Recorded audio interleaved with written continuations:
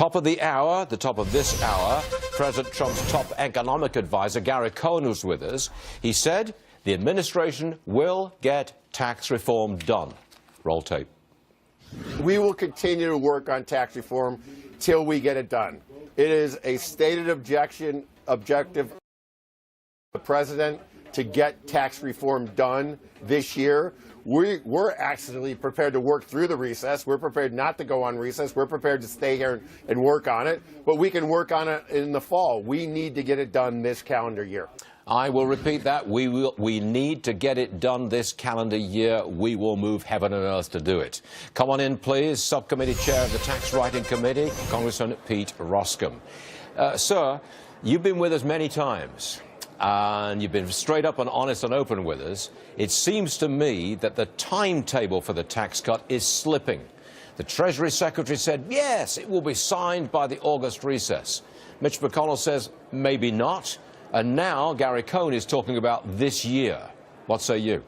I say this year. I think 2017, Stuart, is the year for tax reform. That's when you're going to have the crescendo. That's when you're going to have the pressure. That's when you have the national consensus that the status quo is unsatisfying. If it slips into 2018 and it doesn't happen, my prediction is that it is not likely to happen. So the commitment of the White House to use everything they have and to be just completely robust and interacting with Capitol Hill on that, I think is good news, to the fact that they're coming out and communicating the urgency of getting it done. It's a challenge, there's no doubt about it, but there's a clarity now that this has to happen in 2017. Yeah, that's the operative word, isn't it? It has to happen in 2017, because if it doesn't, the Republican Party looks like toast in 2018. You agree with that? So set the politics aside and go to the economics and go to where we are as a country. When I'm home and I'm talking to a lay audience about tax reform, I describe our tax code as an island that's dissolving underneath us.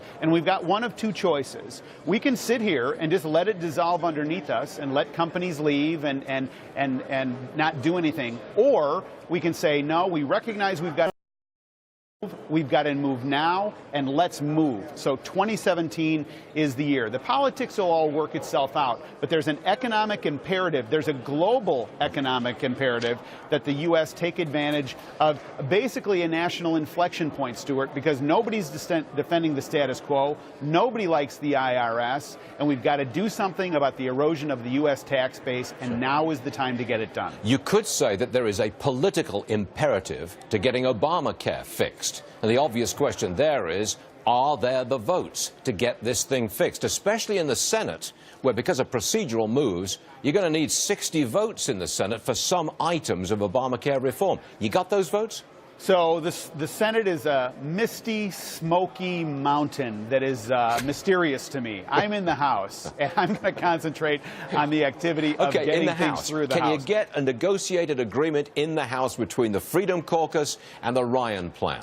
I think we can. And look, this is supposed to be difficult and arduous. And it is. It's difficult and arduous to get things done. What we want to avoid is the trap when Nancy Pelosi was Speaker, with no sense of irony. You recall this. I do. She said, we've got to pass it so that we know what's in it, or that you can know what's in it. That's ridiculous. So there's a lot of discussion. Ways and Means worked this week to get rid of the Obamacare taxes. The Energy and Commerce similarly worked to work things up. The Budget Committee is going to be dealing with this next week. Now, with the White House, President Trump's commitment to be behind this plan, I think it foreshadows for some good success coming out of the House. Would you tell us what it's like in these meetings? I mean, you just sort of say to you vote this way, and maybe you'll get the sub-chairmanship of this committee. And if you vote that way, maybe we'll build that school in your district. Is it like that? Really? No, it's not like that. Oh, yes, it is. No, it's really not. And I've been in a lot of these meetings, and I actually wish that more Americans could participate in these meetings, because they would be heartened, actually,